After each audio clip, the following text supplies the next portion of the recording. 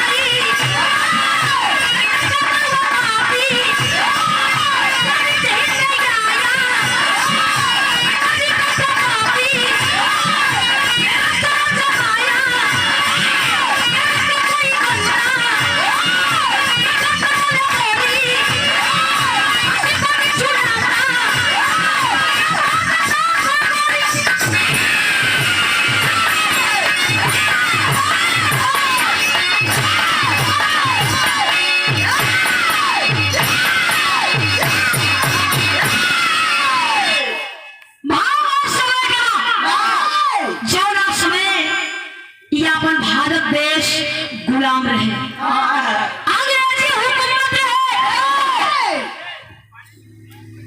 एक अंग्रेज पापी उमूर नाम के दरोगा बरहस थाने पे आके अपन ड्यूटी करे दरोगा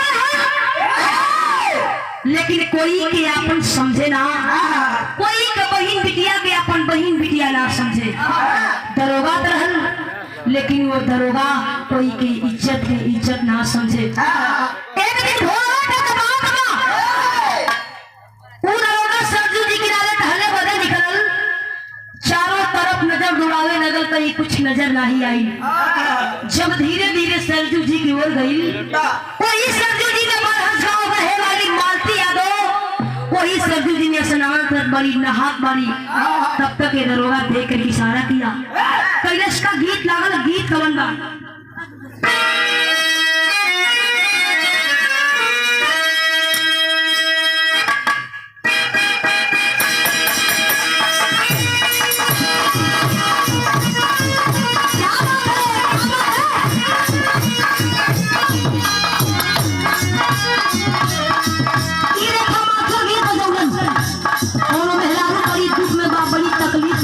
अपने मदद से मदद मांगत बा चाहे चाहे हो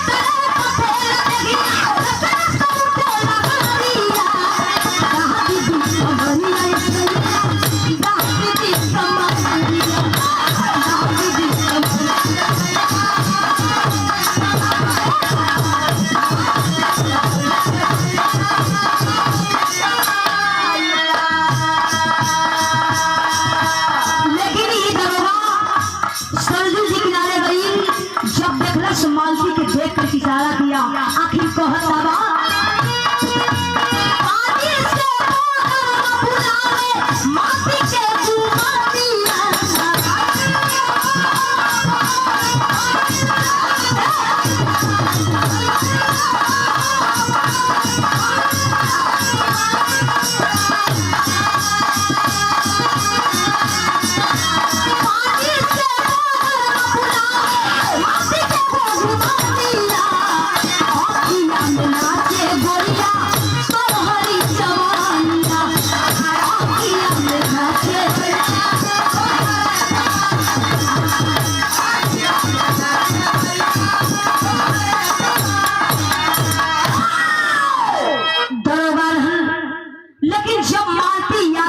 सरजू जी में स्नान करत के तो इशारा करीने बात यह लड़की कहाँ गया लड़की पानी से बाहर आ जा। जब मालती यादव पीछे मुड़ के देखली देख करके अवाक हो गई गनगन गनगन खापे लागल कोई पनिया में हाथ जोड़ के खड़ा हो गई कहत बके भैया तू दरोगा हवा हम तो और बहन जैसे बनी हो हमार भैया तू दरोगा हो कैसन काम करे पर तुल गई ना अच्छा नहीं लागत बा। हे भैया आज के बाद हम ऐसा गलती नहीं करब फिर सरजू जी में नहाए नहीं आई। इशारा किया क्या लड़की जल्दी से पानी से बाहर निकल जा। जो ही दरोगा अपन कदम पानी के तरफ बढ़ावल चाहत बा तब तक मालती यादव पानी से बाहर निकल गई और दरोगा के पैरवा पकड़ी के रोवे लागल अपने इज्जत के खातिर भीख मांगत बा हाथ जोड़ के आखिर कहत कैसे बा विदेशिया में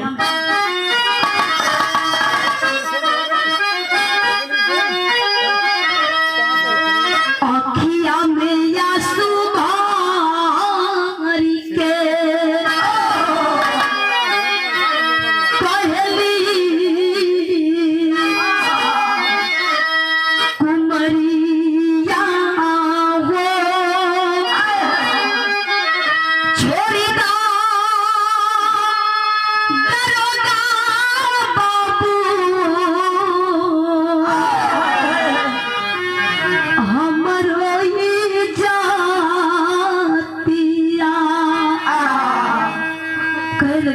बहन में बनी तू एक भाई हो के एक दरोगा हो के ऐसा काम करे जात बड़ा लेकिन वो दरोगा के दिल में दया नाम की कोनो चीज नहीं बा कहे के बोल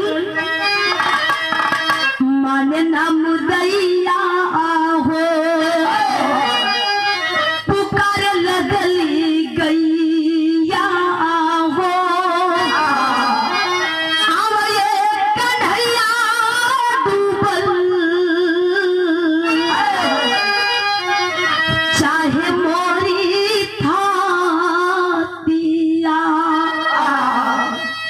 अपने इज्जत के खातिर भीख मांगत बा। समझ रही मालती यादव ई दरोगा अब हमारी इज्जत ना छोड़ी हम कितने लाख कोशिश करब एक पैर पे गिरत बनी लेकिन ई मानी ना आवाज देवे लगी भैया कोई बचा ले भैया एक बार ना वो मालती यादव कई बार आवाज लगौली लेकिन वही जगह भई का कहे के पड़ी जगन्नाथ जी कुछ दूर पे नहात रहले दौड़ी के अइले सुन के बबुनी के बातिया। जब मालती की आवाज सुनलन जगन्नाथ यादव वही सरजू जी में कुछ दूर पर नहात रहलन। जब लड़की की आवाज सुनलन पानी से बाहर निकल गए चारों तरफ नजर दौड़ावे लगलन। फिर लड़की आवाज देता भैया कोई हमें बचा ले भैया। तब तक जगन्नाथ यादव की भागत बारात अइलन। जब दूर में से देखलन हरी बाप रे बाप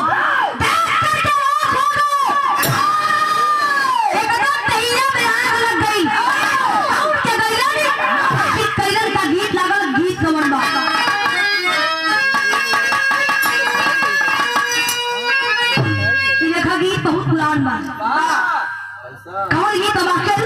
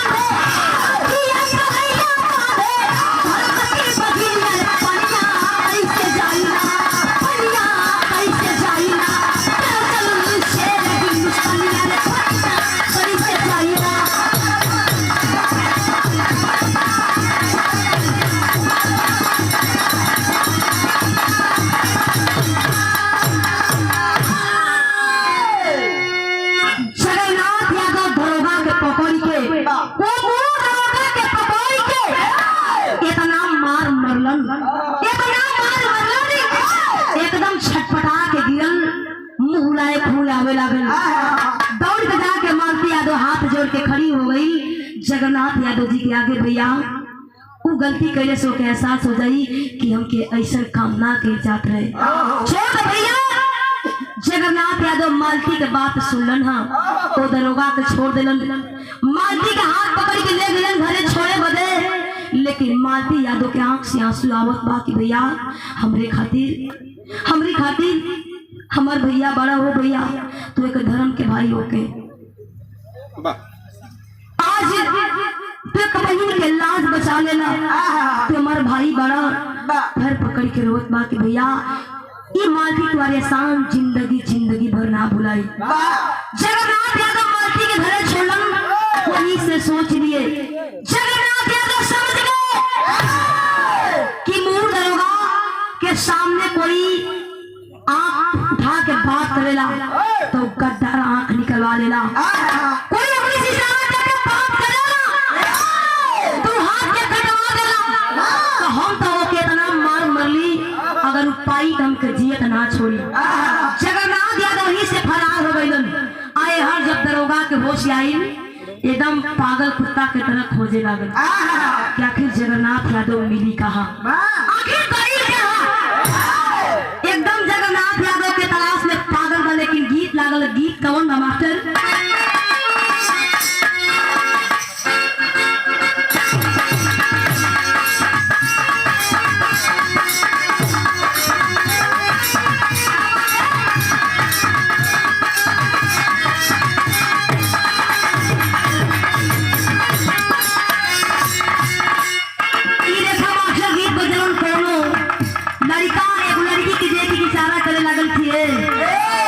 एक बार ताक दे तू ना तो हमें ठंडी में भले 10 दिन के नहीं रहे।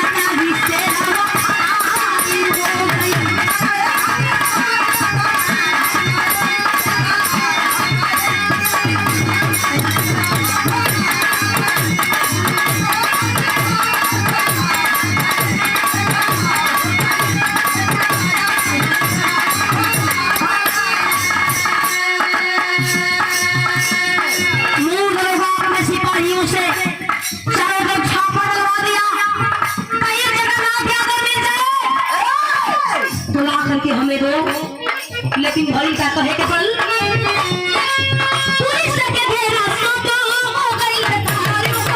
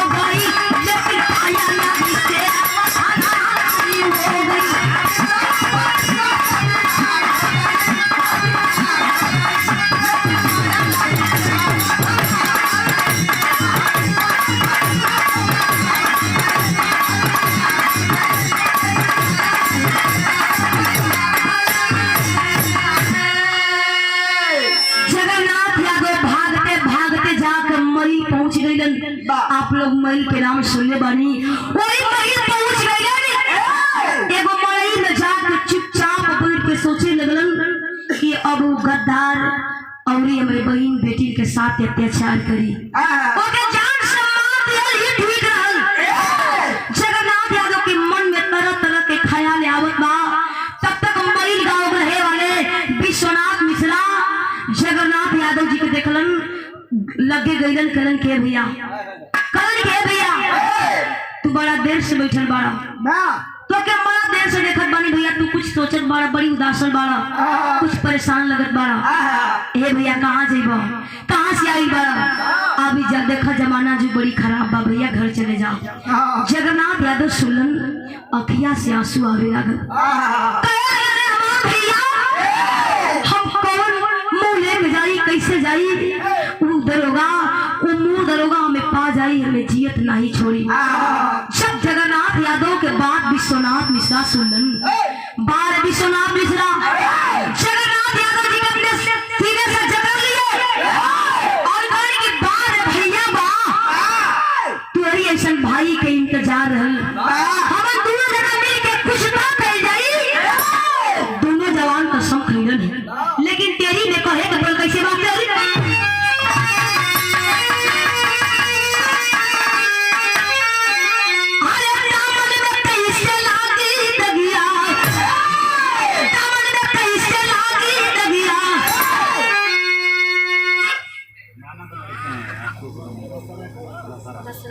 और ये शौन पे दे करके सम्मानित किए गए हमारे बड़े भैया आशुतोष रंजन जी के आप मामा के लड़के हैं सतीश जी सिपाही जी हैं उत्तर प्रदेश पुलिस लसरा की धरती से क्षेत्र लसरा गई हो कार्यक्रम थे नमस्ते प्रणाम लेकिन दोनों भाई जगन्नाथ यादव विश्वनाथ मिश्रा गले में गले मिला के कहलन एगो बात कैसे बात कर अरे दामन में कैसे लागी दगिया दामन में कैसे लागी दगिया बोले कि कलाम बन गया शेर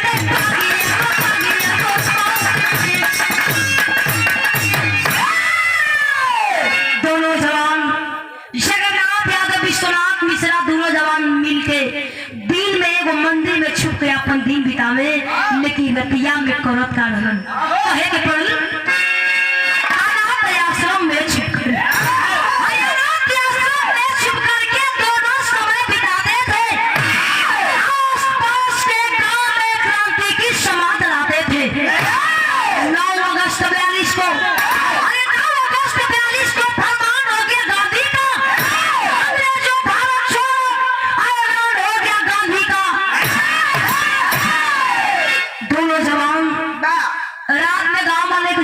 भैया आखिर कब तक बर्दाश्त कर जाए हमारे के आखिर के सामने हमारे के बहन बिटिया के संग अत्याचार होत बा कहिया ले बर्दाश्त कर जाए कहिया ले सुतल रह जाए बड़ी दिन तक बड़ी समय तक अपने गांव वाले के जगौलन एक दिन योजना बना के जगन्नाथ यादव विश्वनाथ मिश्रा आगे आगे चलन और पीछे से पूरे गांव वाले कहाँ की तैयारी कैलन पहपट से कहे कल कैसे मास्टर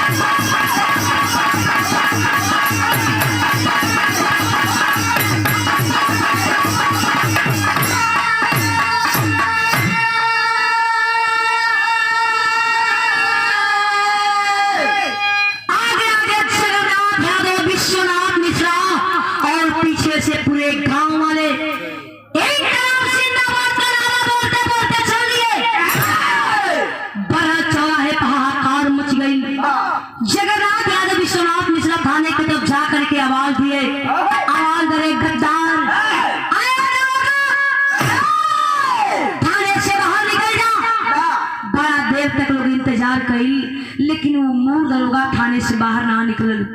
वो गद्दार समझ गया, वो मूल दरोगा समझ गया जगन्नाथ यादव कोनो बहादुर वीर से कम नहीं है कि थाने के अंदर जरूर आई।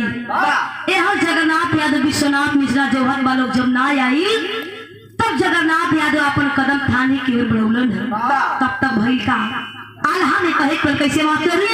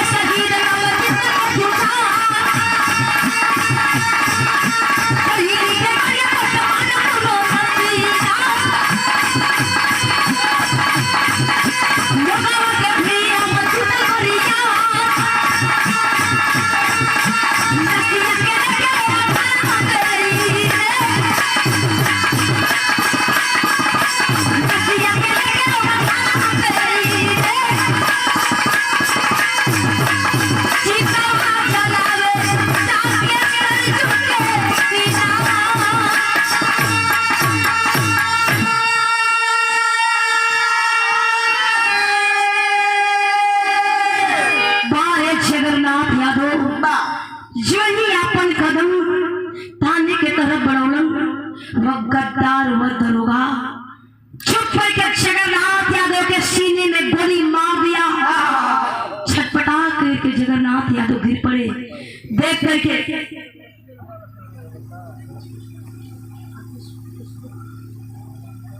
और ये देखें ये को पुष्पहार दे करके और ये 101 रुपए दे करके सम्मानित किए थे आशुतोष कुमार रंजन जी। टॉपिक लगा तो आज के इस महफिल की आप बादशाह वाली दूल्हा राजा वाली आपकी ओर से ये सम्मान मिला। पूरे परिवार की नमस्ते प्रणाम, आप हम लोगों की नमस्ते प्रणाम। जो जगन्नाथ यादव थाने के तरफ कदम बढ़ूंगा ना वो गद्दार व दरोगा चुप करके जगन्नाथ यादव के सीने में गोली मार दिया। छटपटा करके जगन्नाथ यादव गिर पड़े। देखलन विश्वनाथ मिश्रा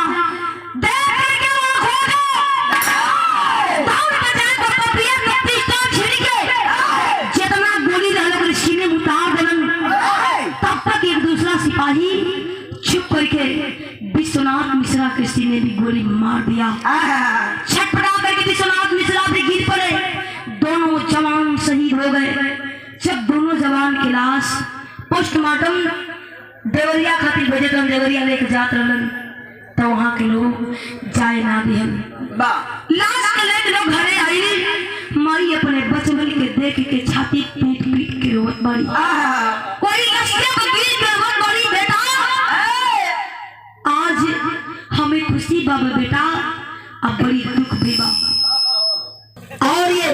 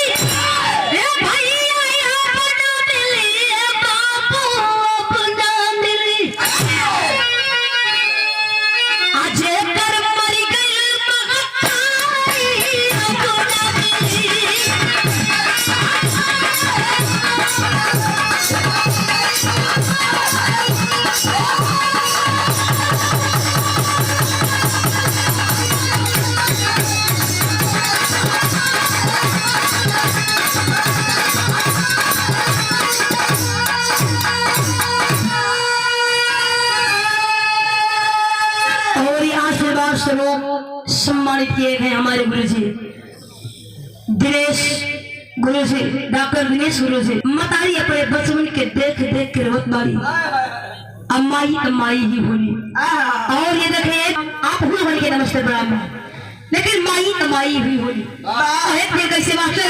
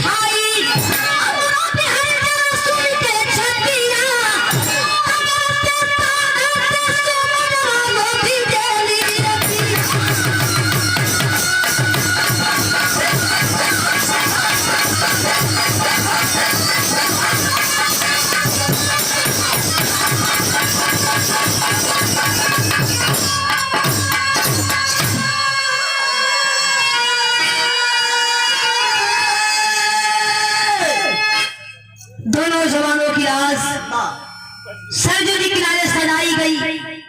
बड़े बड़े लोग जाकर के अंतिम दाह संस्कार किए। दोनों जवानों की समाधि बनी।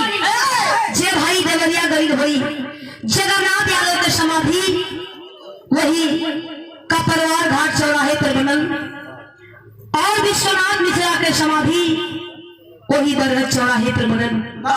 आज भी मूर्ति कायम बा जे भाई जात हुई देखे के आप लोगन के मिलत हुई ऐसा ऐसा ये धरती को वीर रहलन आई धरती वीरन से खाली ना गई है न कभी जा सके। आखिरी भाव कहे पर कैसे मास्टर